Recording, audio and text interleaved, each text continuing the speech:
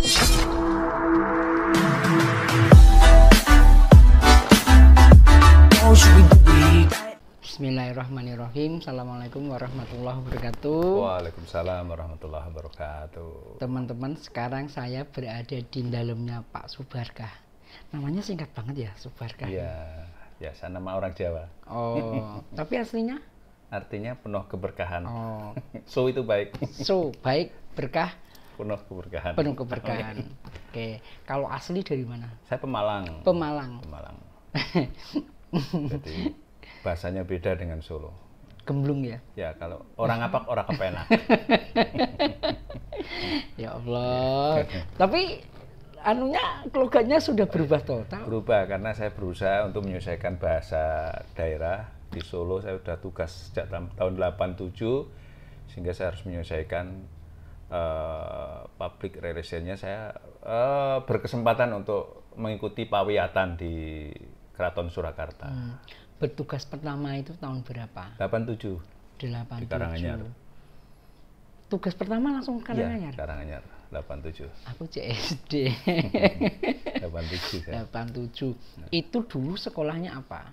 Kalau sekolah umum saya SD, MTS, kemudian PGA. Oh, jadi memang kebentuknya dari sekolah-sekolah agama ya? Betul. Nah, kenapa kok akhirnya sekolah PGA ya berarti ya? PGA, pendidikan guru agama. Kenapa kok akhirnya dulu ambilnya PGA?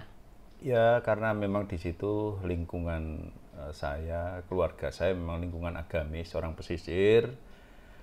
Dan memang saat itu memang saya banyak dari mulai belajar bawah dasar itu memang diniyah. Sehingga terbentuklah ke agama, dan mungkin diharapkan orang tua juga nanti menjadi seorang guru dalam arti guru agama. Nah, terus kok bisa meloncat jadi polisi? Inilah yang menjadi apa? Ya, konteks Allah itu memang berbeda mungkin. Saya harus melompat ke jenjang polisi ini karena memang ternyata di polisi itu memang perlu diisi oleh orang-orang yang tahu agama. Sehingga saya optimis ingin masuk ke sana dulu. Waktu pendaftaran pun saya sebetulnya pesimis saya. Kalau dari jalur agama, orang-orang sekolah agama masuk ke pendidikan militer, pendidikan polisi ini apakah bisa mulus? Karena dulu kan banyak kan sekolah-sekolah umum. SPG itu paling menjadi prioritas, olahragawan, STM, dan sekolah umum lah, SMA. Nah, saya dari agama, dan satu angkatan pendidikan yang dari agama ya cuma saya kalau tidak salah, sekitar angkatan ada sekitar 2000-an siswa itu kayaknya saya yang dari agama.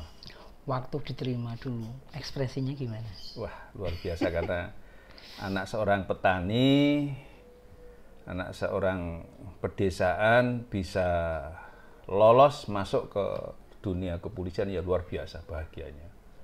Mengekspresikannya dulu gimana? Ingat nggak? Ya, gimana ya? Tidak ada istilah ekspresi yang berlebihan saya, karena memang tidak diajarkan untuk pamer ya. Jadi saya ya cukup banyak rasa syukur lah. Saya tetap ekspresinya sowan ke tokoh-tokoh di desa saya. Jadi tokoh-tokoh sepuh itu saya dekati, saya matur atas doa restu dan seterusnya, karena memang saya lolos ini pun tidak lepas dari doa-doa para kiai yang ada di lingkungan saya saat itu. Memang beliau memang juga mendoakan saya. Lewatnya apa, dan akpol atau pendidikan saya masuk ke jenjang pendidikan bintara. Oh, jadi di atas tamtama ada jenjang bintara, kemudian ada jenjang perwira. Nah, saya masuk dari jenjang bintara. Kalau sekarang brigadir, kalau sekarang. Bertugas di Karanganyar, dan waktu itu langsung di mana ditempatkannya? Penempatan langsung saya di Kabupaten Karanganyar. Oh, di Polres? Ya, di Polres. Oh, masih ingat nggak di bagian apa? Di Polres sementara saya masih di pelayanan atau penjagaan, kemudian selang beberapa bulan setelah mendapatkan briefing dari pimpinan, kemudian saya mulai dijobkan, ditempatkan, dan diarahkan masing-masing letting satu angkatan saya itu. Lah, saya kebetulan masuk ke Polsek Ngargoyoso. Jadi PLT? Ya, belum, belum. masih anggota kan, masih pangkat brigadir lah kalau sekarang, masih pangkat sersan. Nah, terus di Ngargoyoso itu gimana ceritanya? Di Ngargoyoso itulah, Ngargoyoso Kemuning itu saya mulai bertugas. Nah, mulai karena dasar pendidikan saya dulu, dikjur saya itu adalah Binmas, sehingga banyak berkolaborasi, banyak berkecimpung bersama warga masyarakat secara persuasif. Saya masuk di Binmas, sehingga saya banyak kebimasan di tugas-tugas kepolisian itu. Di Ngargoyoso di Binmas? Di Binmas selama sekitar 5 tahun lebih. 5 tahun. 5 tahun lebih saya di Binmas, 5 sampai 7. Setelah itu karena kepangkatan naik-naik, saya pernah ditugaskan untuk sebagai pilot project Babin Kamtibmas yang sekarang, yang saat itu dulu waktu dibentuk oleh Pak Kapolda itu Pak Muslihat Wiradiputra, itu namanya Babin Kamtibdes, Bintara Pembina Desa dulu. Saya pilot project, saya kelinci percobaannya. Kelinci percobaan. Pembentukan, dan di Jawa Tengah yang pertama itu. Indonesia belum ada. Jadi program Babin Kamtibmas dulu yang namanya Babin Kamtibdes adalah pilot projectnya adalah angkatan saya waktu Pak Kapolnya Pak Muslihat.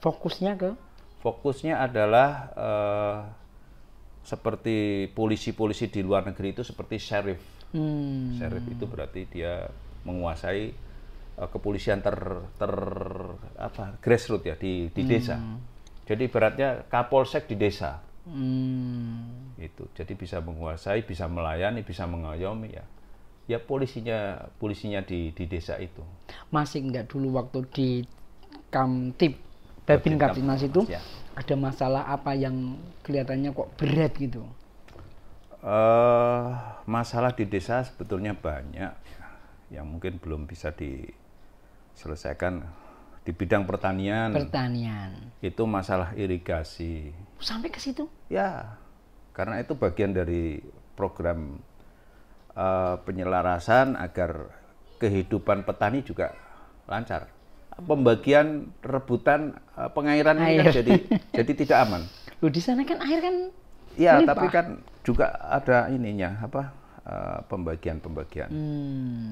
Kadang juga sawah itu kan perlu pengairan. Nah, ini kadang perlu diberikan pembinaan karena itu penting juga. Bidang-bidang lain dan termasuk keremajaan, pembinaan remaja.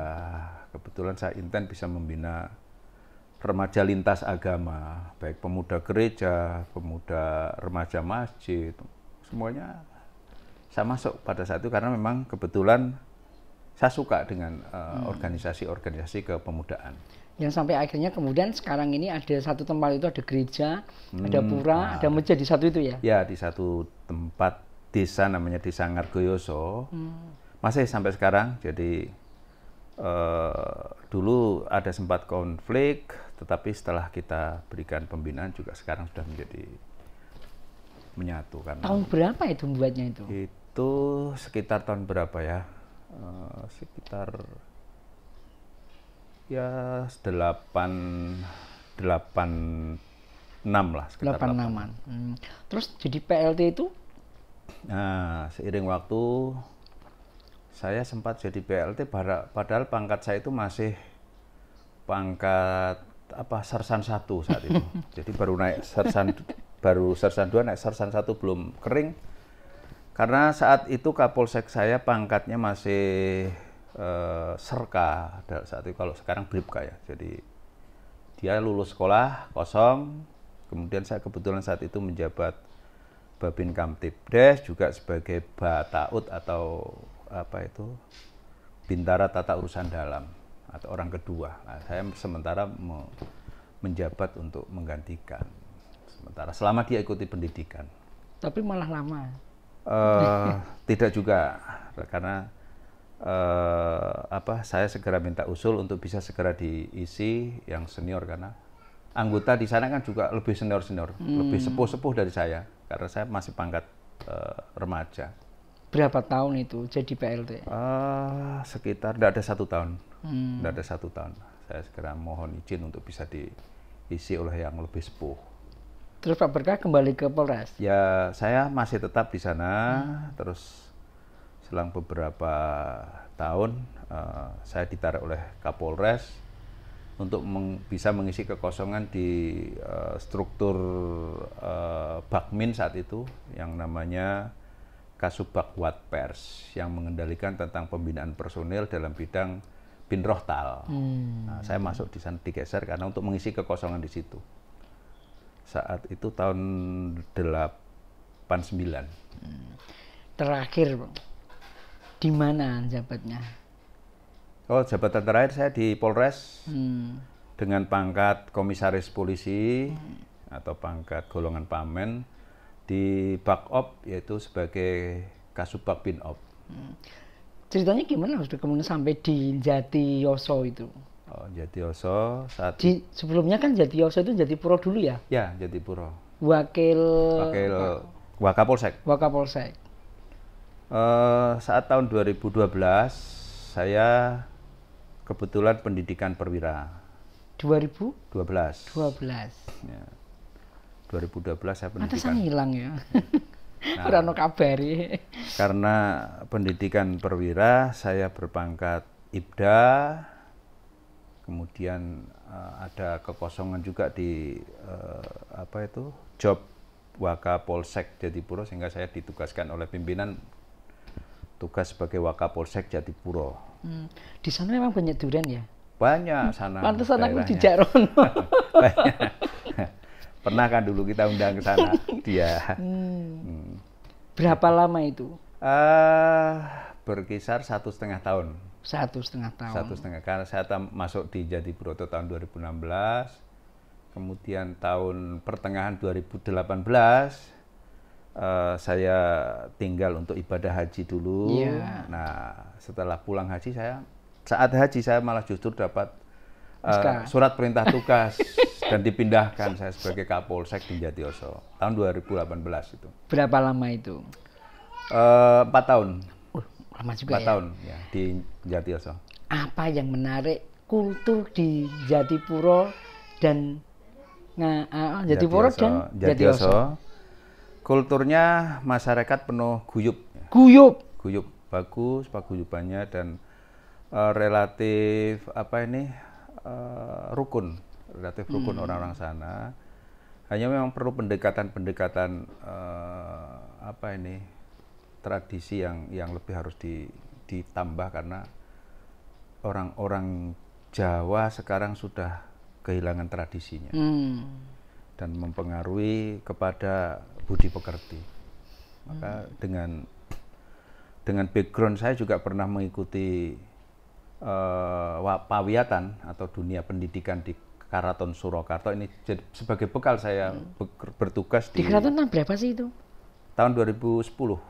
Oh, okay. 2010 saya ikut pawiatan di Keraton, dan saya kebetulan mendapat kehormatan oleh beliau Gusti Mung, itu diberikan kekancingan atau ganjaran pangkat kalau bahasa keratonnya, dengan pangkat KRT, Kanjeng Raden Tumenggung. Itu kalau disetarakan ya setingkat Bupati Sepuh. Kemudian pada tahun 2022 kemarin saya ditimbali malih kalih Gusti Mung untuk diberikan ganjaran pangkat yang kedua, yaitu KRAT, Kanjeng Raden Aryo Tumenggung. Kalau badannya adalah setingkat dengan Bupati Rio Inggil. Itu yang saya dapatkan di Keraton. Karena ini kami pernah mengikuti pawiatan di sana, dan kami juga nguri-uri budaya-budaya yang ada di Keraton Surakarta, dan mempunyai tugas-tugas melu gowo gawene keraton. Artinya apa yang ada tugas di keraton kita nyengkuyung dan mensukseskan. Kalau di Pawiatan itu apa sih yang dilakukan? Banyak materi yang kita ambil, seluruh materi susila, materi berpakaian atau busono, kemudian seni-seni tari, seni-seni pedalangan, dan seni-seni pambiworo. Nah, ini yang paling. Pantesan jadi MC ya, ya pernah menjadi MC di apa ini, atur panampi apa itu manten itu, pernah saya di gedungnya Pak Jokowi itu, Geraha Sabah Buana, saya dimintai oleh rekan TNI AU yang punya hajat, kebetulan juga teman saya. Nah, itu saya pernah didaulat untuk menjadi penerima atur panampi, juga atur pasrah panampi dalam apa itu hajat mantu. Jadi Pawiatan yang diikuti itu berdampak, berpengaruh terhadap kehidupan ya? Betul. Di lingkungan sangat-sangat. Dan banyak memang sebetulnya apa itu lingkungan ini yang sudah keluar konteks bahasa-bahasa Jawanya. Maka kalau tidak ikut di Pawiatan, ya pambiworo-pambiworo yang tidak mengikuti dunia Pawiatan pasti berbeda konteks kalimatnya, dan alur pakemnya juga beda. Ketika di Jatipuro, Jatiyoso, di sana kultur mata pencahariannya itu apa yang paling banyak? Kebanyakan mereka petani, tetapi sebagian besar juga perantau. Dia banyak menjadi pedagang-pedagang bakso di perantauan, tersebar di wilayah Indonesia. Jadi justru para generasi-generasi apa itu muda yang mungkin masih produktif itu, mereka lebih memilih berdagang merantau. Yang merantau rata-rata sudah pada menikah belum? Rata-rata sudah punya anak, dan anak kadang ditinggal. Itu yang mau saya tanya. Nah, ini yang menjadi garapan tugas-tugas kepolisian dalam pendidikan generasi muda juga berpengaruh. Pak Barkah kan sekarang sudah purna. Nah, tahun berapa itu? Kemarin baru tahun ini 2023. 2023. Bulannya Mei. Ya. Ketika sudah purna, apa yang kemudian mungkin bisa istilahnya dikerjakan di Jatipuro, Jatiyoso, yang notabene itu pernah panjenengan singgah di sana? Saya ingin meneruskan tugas-tugas pengabdian di wilayah itu kembali sebetulnya, tetapi konteksnya mungkin berbeda. Kemarin kan konteksnya dalam pemeliharaan Harkamtipmas. Nah, setelah saya mengalami dan mengikuti kehidupan di sana, banyak yang perlu kita selami kembali, yaitu tentang geografis di daerah sana itu rata-rata tanahnya itu adalah tanah-tanah pegunungan, jurang, ya. Dan banyak terjadi longsor. Maka ini perlu ada pembudidayaan tanaman-tanaman yang bisa membantu tentang pencegahan tanah longsor. Kemudian, penghijauan. Kemudian sekarang di sana sedang ada proyek baru, yaitu proyek tentang pembangunan bendungan. Yang nanti manfaatnya nanti juga akan berdampak bagus untuk Kabupaten Karanganyar. Dulu itu dibangunnya mulai masih jabat di sana? Masih. Kebetulan pas saya jabatan pertama di sana, program itu ya kamilah yang memberikan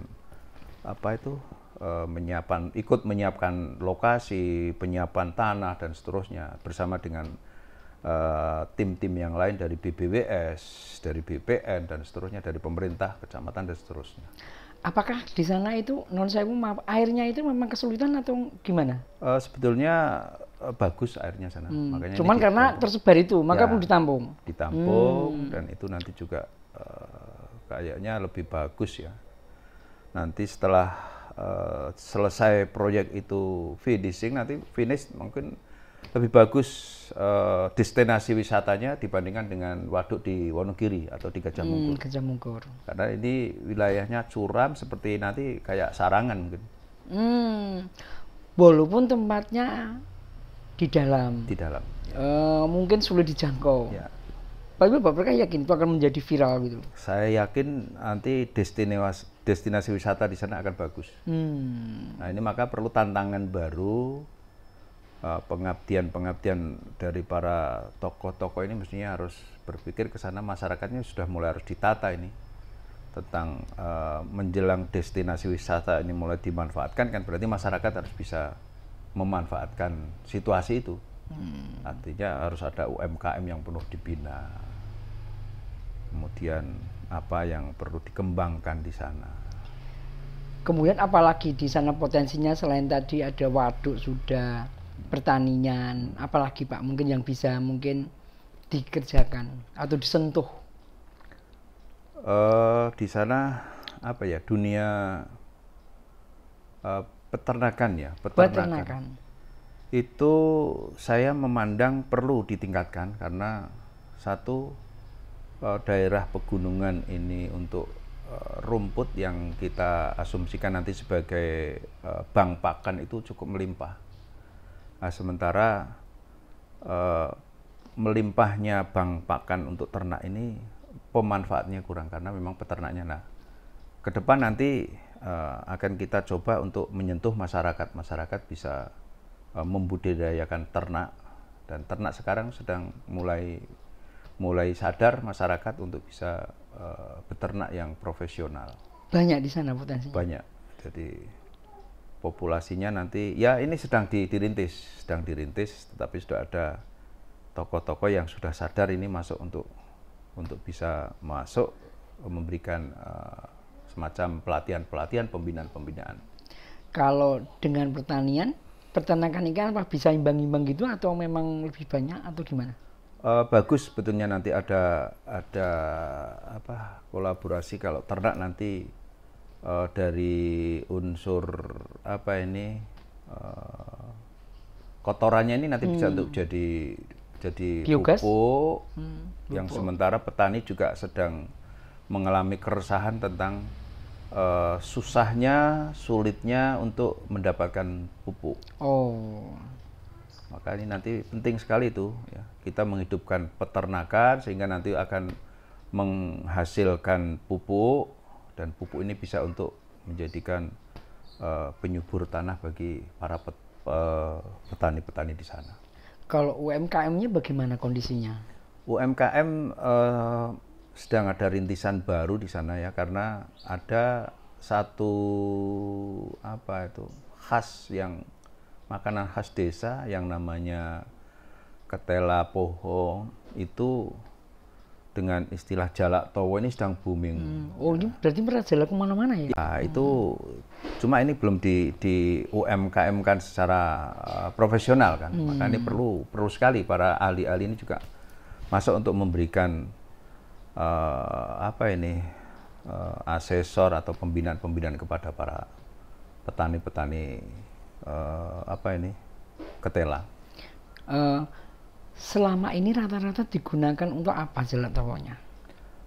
Sudah dimodifikasi banyak ini untuk para masyarakat yang sudah kadang-kadang dunia media sosial yang cukup bagus sehingga dia bisa mengambil ilmu-ilmu dari sana. Sudah diolah menjadi tidak hanya geduk, tidak hanya sekedar digoreng dengan rasa keju, dan sekarang sudah dibikin cake atau roti dengan bentuk brownies, dan banyak variannya yang sekarang sudah mulai dipasarkan oleh masyarakat.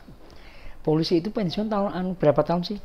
Kalau masa pensiun polisi 58. 58. Ya. Ketika pensiun, ini anak-anak sudah mentas semua. Sudah semua. Nah, sudah punya cucu berapa? Sudah, cucunya 2. Satu-satu berarti. Ya, punya. satu-satu.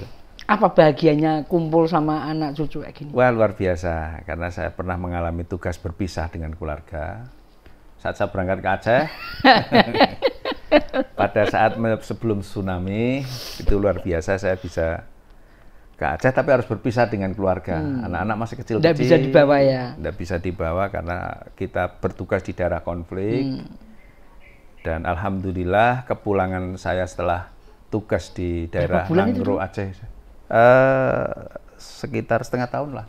Oh iya. Karena memang program saya bukan sebagai pasukan, tapi saya sebagai tenaga sosialisasi mensosialisasikan syariat Islam di sana saat dideklarasikan adanya Nangro Aceh Darussalam. Pak, dulu waktu di Aceh apa yang menarik sampai sekarang masih keinget? Banyak kenangan. Ya, kenangan dari makanan khasnya. Makanan khas. Makanan khasnya itu mie Sumatera kalau orang sana, kan mie Aceh. Mie Aceh. Mie Aceh, kopinya. Sampai sekarang jadikan mie Aceh yang instan ya. Mie Aceh, kopinya kopi pancung. Kan? Wih, aku belum ngicipi itu. Luar biasa. Itu kesan-kesan makanan kulinernya di sana. Kopi pancungnya gimana itu? Kopi pancung kan kopi tarik itu kan. Jadi kopinya gelasnya kecil sebetulnya. Jadi gelasnya kecil kalau menyajikan di sana. Cuma kalau kita minum memang harus ngobrolnya yang panjang. Gelasnya kecil, ngobrolnya panjang. Itu yang obrolan-obrolan di Aceh. Banyak kesan-kesan di sana, dan yang terkesan sekali saya berteman dengan rekan-rekan di kantor Departemen Agama itu sangat kental. Sampai saya pulang ke Jawa selang beberapa tahun atau beberapa bulan itu ya. Ada sampai yang menyusul ke sini teman-teman dari Kemenak, dari dulu Depaknya. Aceh sana? Ada, nusul ke sini. Saya pengen rumah ini belum jadi saya. Jadi nusul ke sini, saya kangen dengan Pak Barkah. Itu namanya Ustadz Maisarah, itu laki-laki bukan perempuan. Namanya saja Maisarah, ya, Maisarah. Sama dengan sahabatnya Rasulullah dulu kan, Maisarah, tapi laki-laki.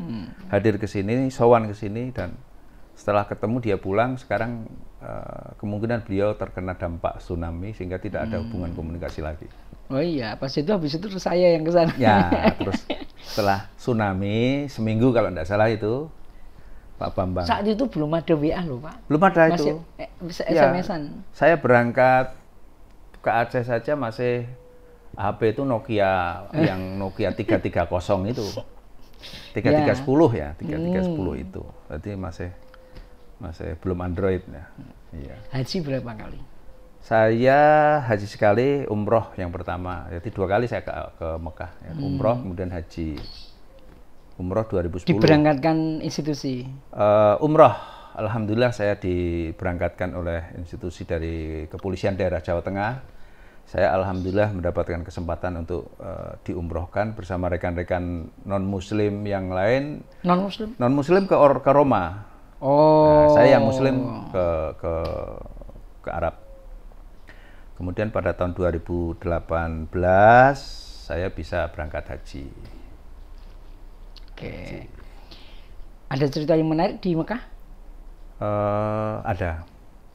Jadi di Mekah itu memang betul rasa kesombongan tidak boleh. Itu saja. Orang kalau udah sombong, walaupun terbersit dalam pikiran, pasti langsung. Kalau di sekitar daerah haram tapi, karena di sana kan ada area wilayah daerah haram. Kalau kita di daerah haram punya pemikiran-pemikiran yang negatif-negatif, ya seorang makbul di sana.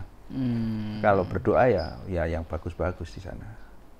Jadi saya karena pernah umroh sehingga saya pernah lewat, wah ini jalannya ini itu bagian dari kesombongan. Maka kadang kita dibingungkan juga. Tadi lewat pintu ini kok pintunya bingung juga lah. Dan banyak cerita kayak maka harus istighfar. Masih ingat nggak teman-teman kuliah? Oh masih. Siapa? Ada Mas Rocky, kemudian Rocky. Oh Rocky. Iya. Kemudian siapa lagi? Kalau yang cewek-cewek ada si Pak Lupi, ada si Endang, ada Mas. Endang jadi guru sekarang. Ya. Ya si siapa? Yesi ya. Yesi. Teman-teman banyak yang Lukman. Apa yang menarik dari Pak Barkah itu kan sudah polisi. Iya. Nun sewu usia juga beda. Iya. Apa yang menarik dari berteman dengan anak-anak itu? Senang saya dulu. Kebetulan kuliah saya, walaupun saya sudah tugas di kepolisian dan saya paling senior, saya paling tua sendiri dalam satu kelas. Saya nggak ngomong. Saya satu kelas paling tua karena saya masuk salah itu. masuknya di salah yang reguler, harusnya masuk di kuliah extension, tapi banyak hikmah yang jadi rekan-rekan sekuliah saya itu malah justru adik-adik yang muda-muda, sehingga saya berteman dengan anak-anak muda malah senang, dan ternyata berteman dengan mereka cukup kental, cukup intens, dan sampai sekarang juga masih nyambung semua. Ada yang di Pacitan, Mas Azhar. Iya, rata-rata masih komunikasi, ada grupnya ya. Masih grup komunikasi. Pak, nah sekarang ini ketika sudah purna sama istri di rumah, nah apa yang dilakukan? Alhamdulillah saya menikmati purna tugas ini dengan enjoy, relax, sementara menikmati masa-masa tugas kemarin yang begitu multi talenta, multifungsi, dan luar biasa kepolisian. Jadi tugasnya tidak hanya di bidang Harkamtib, tetapi justru mengampu tugas-tugas kementerian yang lain. Nah, ini yang menjadi tugas berat kepolisian itu kemarin, cukup bebannya luar biasa. Kami merasakan, dan setelah purna, alhamdulillah longgar sekali, plong, lolosan. Tetapi oleh masyarakat yang lain memang kami diminta tidak boleh istirahat. Masih tetap harus diminta untuk bisa berdharma bakti terus. Nah, sekarang ini kami mengikuti proses pencalekan. Ya. Masuk di dunia politik. Pak, apa peran istri menemani dari dulu sampai sekarang? Banyak sekali peran istri ya yang mendukung tentang tugas-tugas, karena yang pertama pendampingan istri ini sangat mendukung sekali, terutama dalam tugas-tugas yang real. Artinya paling tidak istri bisa mengingatkan saat-saat tugas kedisiplinan. Pak, ini apel, Pak, ini ada. Kalau enggak itu lupa. Terus kadang menyiapkan baju juga, ini kan penting, baju-baju juga dinas. Ini harinya ini, pakainya PDL, besok pakai PDH. Hafal istri saya, pasang pangkat juga hafal. Jadi kadang lebih lihai istri daripada suami untuk pasang emblem, atribut dan seterusnya. Gitu. Ini manfaat yang kedua, istri banyak berdoa yang positifnya kepada tugas-tugas suami, sehingga itu yang membuat tugas-tugas kita itu bisa lancar, sukses, aman, karena tidak lepas dari peran-peran doa seorang istri. Apa sekarang anak cucu itu kalau kumpul apa yang dilakukan? Anaknya perempuan semua ya? Perempuan, cewek semua, Dua anak semua. saya semua, dan cucu saya 2, laki-laki perempuan. Alhamdulillah yang satu dapat seorang polisi di Wonogiri, kebetulan dia juga pengasuh pondok pesantren. Kemudian yang satunya di Wonogiri juga sama, di umum di BUMN. Ketika kumpul dengan anak cucu ini luar biasa nih, dan kami sering menyempatkan untuk makan bareng. Pagi, sarapan nyoto bareng. Nyotonya di mana? Nyotonya biasanya di Buhar atau itu biasanya juga kami bersama-sama untuk menikmati keceriaan. Nyoto ini sederhana, nikmat bersama, dan banyak guyon dengan anak-anak cucu, nikmat rasanya. Karena tidak ada lagi, wah nanti apel, ini nyantai ini. Ya. Dulu kan Pak Barkah juga sering mengisi ceramah, mengisi tausiah. Ini kelanjutannya bagaimana? Masih masyarakat yang kadang masih masih kangen. Kadang saya juga disuruh ngisi di majelis-majelis, majelis kecil lah, karena kami juga ada peran-peran untuk bisa menyampaikan pesan-pesan. Jadi kami hanya sebatas memberikan tausiah, belum berani memberikan mau'idotul hasanah, karena beda. Mau'idotul hasanah itu paling tidak harus orang-orang alim, orang-orang yang ilmunya sudah luas, punya keulamaan khos lah. Kalau tausiah itu kan hanya sebatas pesan-pesan kebaikan, itu tausiah. Sehingga saya ya alhamdulillah selama dinas pun kadang Saya pasti ditugaskan dimanapun pasti mendapatkan jadwal dari masjid setempat itu untuk khutbah Jumat itu pasti. Itu saya tugas di Jatipuro, pasti Jatipuro memberikan jadwal saya, Pak, Jumat Wage, Jumat ini. Pindah ke Jatiyoso sama juga gitu dapat. Itu belum nanti menghadiri ya majelis-majelis taklim ibu-ibu kecil-kecil ini kita hadir. Makanan favoritnya apa? Saya orang laut sehingga makan favoritnya adalah seafood. Seafood. Cuma sekarang udah dikurangi. Weh. Sekarang udah saya kurangi karena harus diatur. Ya. Kalau tempat favoritnya di mana? Tempat favoritnya saya di pegunungan. Wow. Ya, fresh, bisa menikmati. Biasanya di alam-alam bebas. Saya senang kalau dengan keluarga ke tempat-tempat pemandangan umum atau ya sekarang ya karena saya pernah tugas di Ngargoyoso, saya juga sering main di Ngargoyoso. Di Ngargoyoso itu kita juga ada mampir kulinernya di New Java Resto. Weh. Waktu di Ngargoyoso pulang pergi atau ada di sana? Waktu di Ngargoyoso tugas kan lebih dekat daripada Jatipuro ya. Kalau saya tugas di Jatiyoso, rumah saya tinggal di Jatipuro. Oh. Untuk lebih dekat mengurusi tugas-tugas yang insidentil. Jadi lebih cepat. Karena polisi harus tindakan cepat, reaksi cepat. Sehingga saya mengorbankan rumah ini, saya tinggalkan 3 tahun selama saya tugas di Jatiyoso. Kosong nih, sehingga saya harus berpindah di sana. Kemudian kalau waktu di Ngargoyoso Kemuning saya memang tinggal di sana. Oh. Saya tinggal di sana. Kan dekat. Ya. Tapi saya belum punya tempat, saya tinggal di asrama di sana. Asrama. Awal-awal. Pak Barkah, apa yang mungkin negara ini perlu dibenahi kira-kira? Dari kita orang, kan kita orang biasa. Banyak sebetulnya negara yang perlu dibenahi, khususnya para pejabatnya. Jadi para pejabatnya yang sekarang melaksanakan tugas-tugas sebagai pemimpin di sana, itu jiwa kerakyatannya itu belum bisa kita nikmati sebagai warga, atau membela kepada kerakyatannya memang belum. Dan terbukti para pejabat-pejabat di Indonesia, di negara kita ini memang belum bisa memberikan kemakmuran kepada rakyat. Padahal Indonesia itu menurut takaran dunia itu semuanya tersedia. Cuma karena pengelolaan ini yang masih belum pas, perlu ditata kembali. Negaranya kaya sebetulnya Indonesia, dan ke depan kami ini memang mencita-citakan Indonesia itu, dan bahkan kami punya prediksi Indonesia itu bisa menjadi super power baru dunia.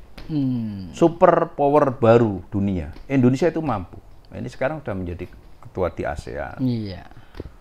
Dipercaya, dan dengan kepemimpinan presiden sekarang juga dihormati oleh negara-negara. Nah, ini tinggal kita menata pejabat-pejabat yang lain yang harus benar-benar berpikiran kepada rakyat. Ini yang perlu ditata kembali memang negara ini.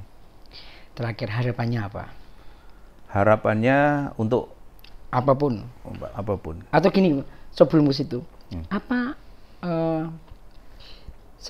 ada sesuatu yang mungkin masih pengen diraih?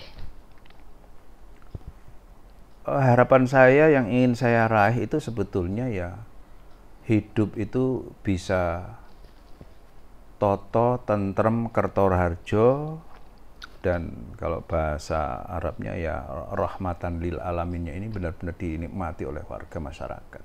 Okay. Karena memang Indonesia itu punya untuk semuanya itu, hanya penataannya aja yang memang belum pas.